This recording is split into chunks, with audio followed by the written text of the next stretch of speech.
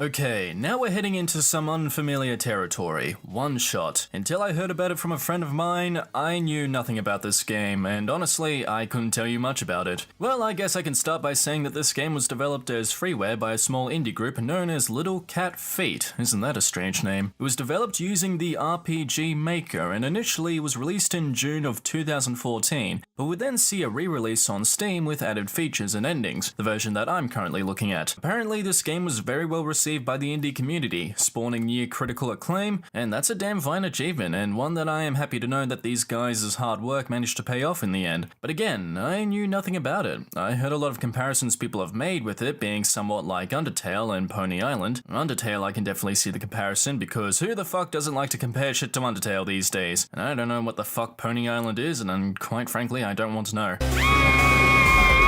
One of the key aspects that this game brings to the table is its unique way in how it interacts with the player, and how the world of the game is somewhat self-aware that you, as the player and the companion to our protagonist Nico, are controlling and seeing everything that you do. And just so you guys are aware, this game recommends that you play the game in a windowed mode, as that's just this game's way of talking to you directly through its pop-up text boxes. And throughout the review you might see a bit of a graphical quality change in some of the gameplay videos. So now you know, and with all of that said, let's take a look at the story.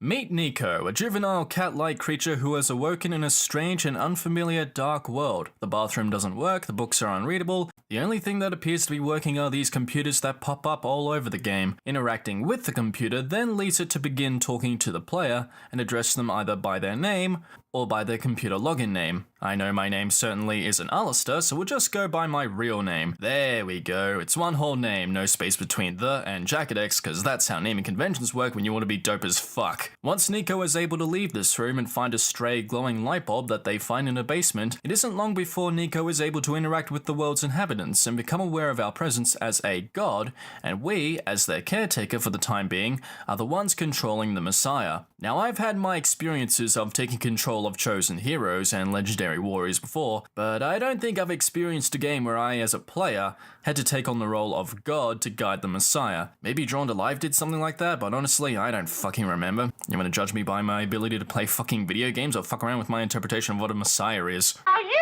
listen here! He's not the Messiah! He's a very naughty boy! It turns out that this light bulb that Nico is carrying around is actually this world's sun, and because of the decaying and increasingly dark atmosphere clouding this very world, Nico sets off with you to reach the tower and place the sun back in. Along the way, you'll come across a series of characters, such as the robot citizens of the barren lands who are not tamed, this world's version of saying that the robots feel no emotion, this race of bird people who are trying to survive from their flooded homes, and the citizens of the city who are just living out their normal everyday lives, waiting for the day when all light will finally be consumed from their world and they will finally die. I think you ought to know I'm feeling very depressed. By talking to these characters and learning about their histories, Nico makes it his, or her mission, to save the world, but in order to do so, they need your help. That's where these pop-up text boxes appear. See, this thing is known as the entity, and anytime you come across these computers, it will give you instructions on how to proceed through the game, as apparently putting in clues for Nico to find are just too much of a priority, but this is where the gameplay comes in. There will be times where you need to decipher a film filled with codes, finding the correct colors to match with numbers, and so on and so forth. Not only that, but this game loves to constantly remind you that it is aware of your existence, and no one makes that existence more clear than you and Nico. Now, you yourself as a player who gets to interact with Nico don't really get that much of a choice to express what kind of person you want to be or who you are. The most you'll get out of these are simple yes or no responses to Nico's question of who you are or what your world is like or how you respond to their interests. I mean, don't get me wrong, I actually think this direct interaction between Nico and the player is kind of cool, and I like how it's not a romantic kind of relationship like it is in visual novels or fucking Galgun and its unique aspects. Honestly, the best way I can describe this game's story and its gameplay in general is that it's more of an experience. Gee, never heard of that one before, am I right? Yeah, okay, Undertale similarities aside, I personally find the interactions between Nico and you yourself as the player more interesting. Why?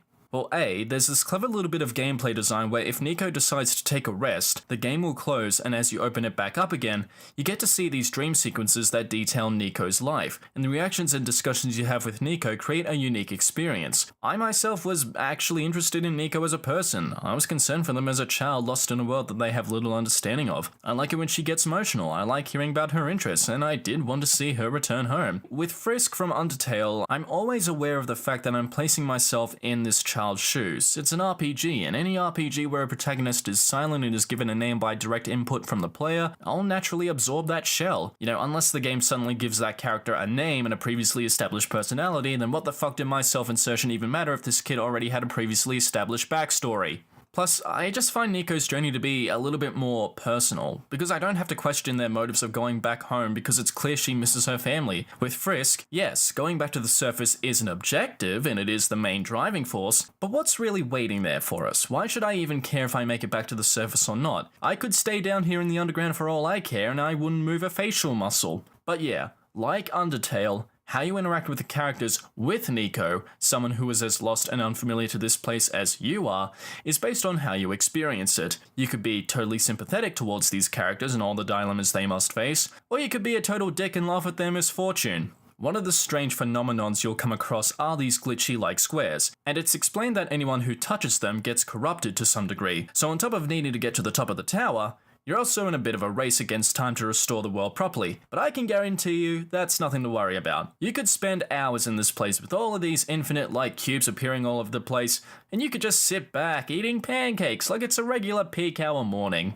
Now, I'll admit, it took me a while to stay consistent with this game. I only played for like 4 hours and finished it at that, not wanting to go after this game's third ending. But speaking of endings, the finale is where this starts to get a little bit more interesting. You may be wondering why this game is called Oneshot in the first place, and what relation it has to the game at all. So, once Nico has managed to get inside of the tower, the entity tries to convince us that our job has finished, and that the only thing that matters is trying to get Nico back home. However, through the power of possessing my fucking computer, I'm not even joking there, another character that isn't seen, known as the author, informs us through our desktop background that the entity is actually trying to prevent the world from being restored properly. So by waking Nico up and traversing through this cryptically put together, yet probably the smartest gameplay-wise puzzle ever, the entity contacts us again, revealing that both Nico and the world cannot be saved at the same time. It's all a matter of either one goes or the other stays. So knowing this now, it's up to you to decide whether or not you should tell Nico the truth, and then make the decision of either saving the world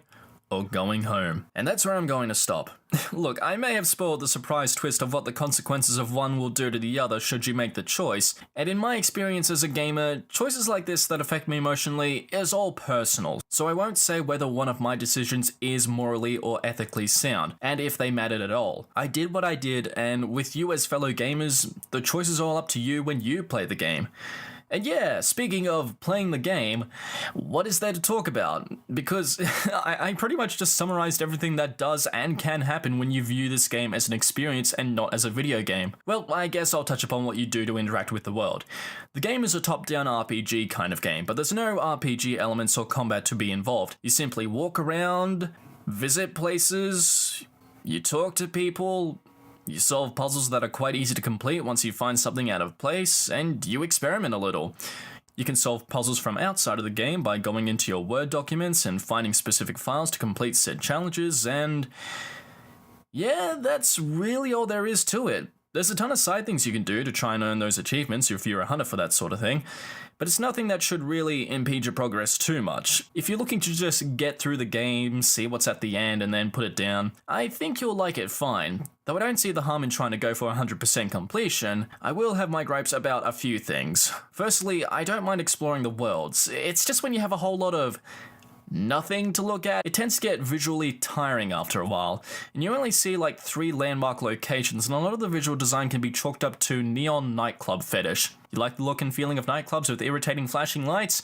You'll like it here. Secondly, that 5-colored door puzzle that's based on some vague mind game that is constantly changing in pattern after every 10 tries. No, I'm sorry, that's bullshit. If it's going to be randomized every time, don't give me some shitty 3 are correct feedback and not specify which order. That is mentally brain taxing. And I hate to be the one who says this because I prefer to record this at preferable full screen resolution, but I hate how the game keeps putting itself into windowed mode just so that the game can fucking talk to me. It stuffs up my recording quality and it's just annoying to edit. As an indie game, I didn't mind playing it. It was a nice change from Cuphead and it hadn't time to be sure. Would I play it again? I don't know, honestly. I think for games like this, you have to give me a lot of exciting stuff to do and really open me up to this big world for me to discover. But I understand that for a game that was made as freeware and under a month, I might add, it's pretty impressive. I understand the appeal for this game. Do I understand the critical acclaim? No. At best, I think this game is good, not Game Awards worthy. I think that's going a bit far considering we have games who go a little bit more further and have impressively more things going on. But that's just my opinion, and I think I'm just a little out of touch with what people really like and what really qualifies as Game Award worthy. Alright, well, I have nothing else to say about Oneshot. I mean, at least it was 4 hours. I mean, it wasn't like the longest game I ever played, and because it was short enough that I didn't feel like I was wasting my time, I can't say that I was really disappointed. I guess I was expecting a little bit more with its world, but like I said, I think it's good. You guys should probably check it out. And I should probably apologize for the lateness of this video in hindsight, knowing that this game didn't take that long to finish through. But as I said in my previous video, just been busy with uni, man, and honestly, I can be a bit of a lazy fucker. Especially when I don't plan ahead. It also kind of relates to the lateness of the Sonic comics. For those of you wondering about the Sonic comics, I'm so sorry about the lateness of the issue 21 to 30 issues that I promised to do. I've just been lazy. That's the only thing I can really say. But hopefully I'll get around to that and also continue on with the reboot Sonic the Hedgehog issues with The Chase, I believe it's called. Until then, we've got 2 more games to go for the indie title extravaganza. One of them is a bit of a laid-back kind of a game, and it got a lot of attention, I think, either last year or in 2016. It's a game that a lot of you will probably know. And the last one we'll be looking at is a game that's actually created by a Sonic fan game developer. What's that game? I'm going to leave that up to you for you to guess. Until then, take care of yourselves, have a good evening, and as always, stay awesome, lovely viewers. I'll see you all next time.